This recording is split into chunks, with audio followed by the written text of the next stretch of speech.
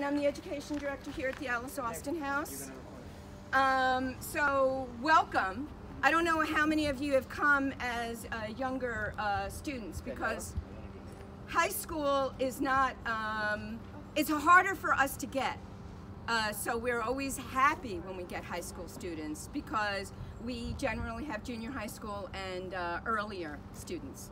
So I just want to give you a little. Today we're here at the Alice Austin House, located in Rosebank of Staten Island, New York. This was the home of Alice Austin, who was a photographer for most of her life. Alice Austin took pictures of Italian workers, and she took pictures of her neighborhood too. She had a maid in her house because she was really rich, and her maid was Irish, so she lived inside her house. The house was designated historic in 1993, but she was evicted long before that.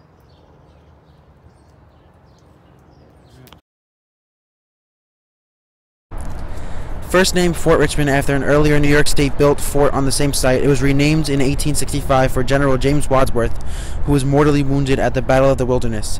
In 1902, this army post was named Fort Wadsworth, and this fortification renamed Battery Weed for General Stephen Weed, killed at the Battle of Gettysburg.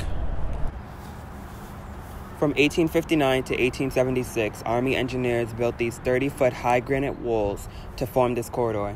In military terms, Fort Tompkins Scarp now faced a counterscarp, creating a 30-foot wide dry moat. When originally built, the counterscarp extended behind you to protect Fort Tompkins' back and sides from land-based attacks. Within the counterscarp, a gallery allowed soldiers to shoot through the wall's vertical slots, as well as from behind the Fort Scarp wall, through alternating gun slots. Attackers crossing the moat would face a deadly crossfire. Hi, Fort Wadsworth. We're going to give you a little background and insight on the secrets of Fort Wadsworth. Fort Wadsworth is a former United States military institution that consisted of two military fortifications, Fort Richmond and Fort Tompkins. During the War of 1812, New York State expanded Fort Richmond and its surroundings. In 1814, money was appropriated to complete Fort Richmond and Fort Tompkins. And by 1815, 900 cannons were amassed in the area. Yes!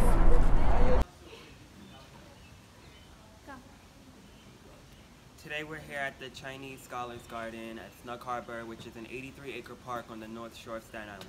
Sailors Snug Harbor, which is the full name, was once a retirement home for aged sailors. In the mid-20th century, Snug Harbor was in financial difficulty. Some of the structures fell into disrepair and some were completely demolished. In the 1960s, the Institute trustees proposed to redevelop the site with high-rise buildings. Thankfully, in 1965, after a series of legal battles, Snug Harbor was declared a National Historic Landmark.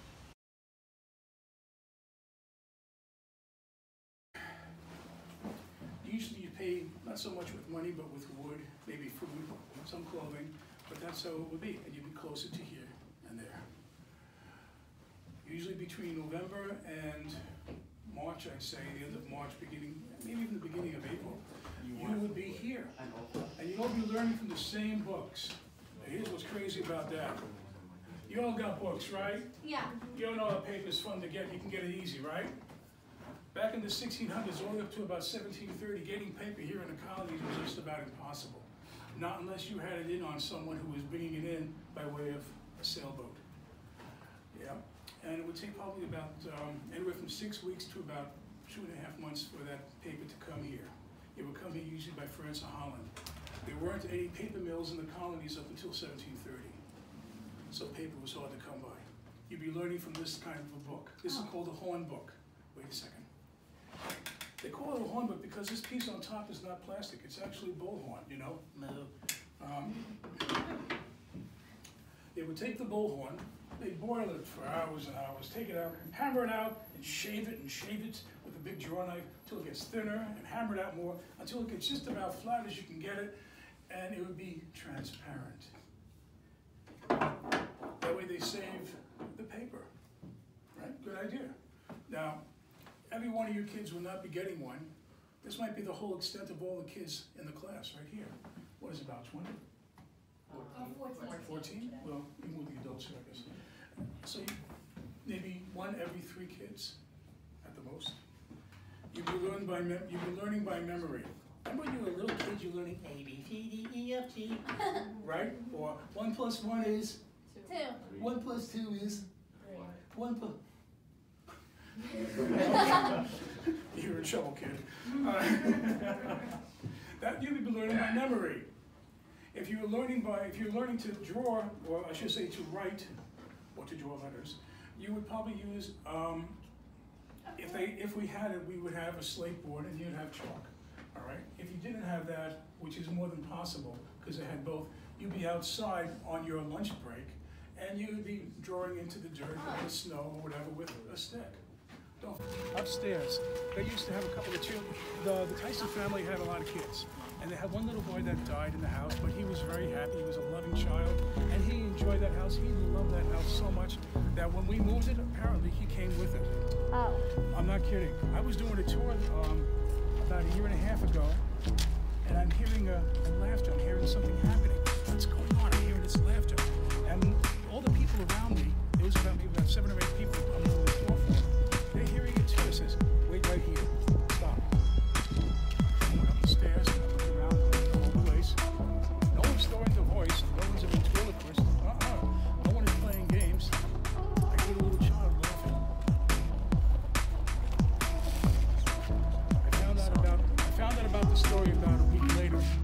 It scared the crap out of me. It really did, because you know something's there, but you don't know what it is. So yeah, there are some stories about this place that are still around.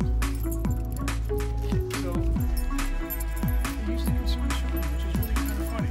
Although there is a couple of stories about some people see someone up in the Vorlazer house from the 2nd floor looking out. I don't know who that is or why. And they say some people actually do see some folks coming out of this house over here, which is kind of unusual because no one's been in that house in ages. It's basically an empty shell. So there are some stories. That's only a few. I know there's a lot more. You're welcome, kid.